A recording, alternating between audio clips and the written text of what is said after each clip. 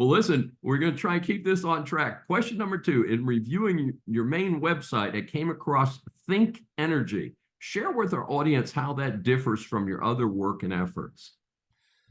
In addition to, well, originally I started with a show called Spirit Talk, because we wanted to talk about energy and our bodies and our chakras and how that all works.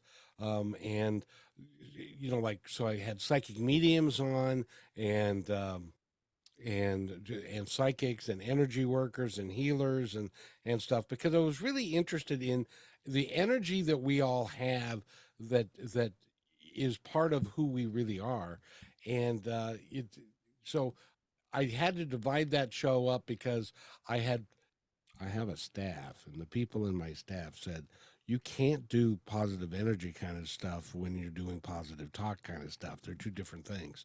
So I divided Mhm. them up, but I still have a love for psychic mediums, and I talk to my dad, my mom all the time, and all that kind of stuff. They're both passed on and that kind of thing. So it's just something that kind of a hobby that I'm interested in. Well, you may find it interesting that I also am have people in my life who clearly have some psychic visions. Mine personally tend to be about me and what's going to happen in the future and things like that. And sometimes people get very upset. I have some evangelical friends who Uh-oh. get very upset, and I'm like, I'm not sure how someone perhaps having visions of the future or the past would in any way be a contradiction of a religious belief. But in any event, I don't get into big arguments with them. But the people that I know who are appear to have some psychic energy are God-fearing people. They're not satanic or anything, but it's very interesting area.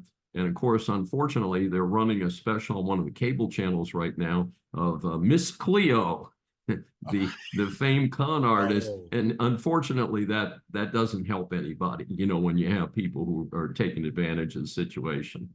That's a really good point, David, is that be careful, because there are people that are going to try and make money from you. And it's like, do you remember the movie Ghost?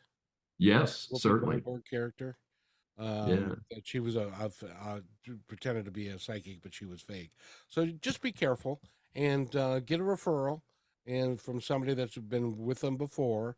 It's like, I've interviewed John Edward and Mhm. several folks like that, who are really, really, really talented. If we had more time, I'd tell you the story about John Edward, but I know we don't. So we're good.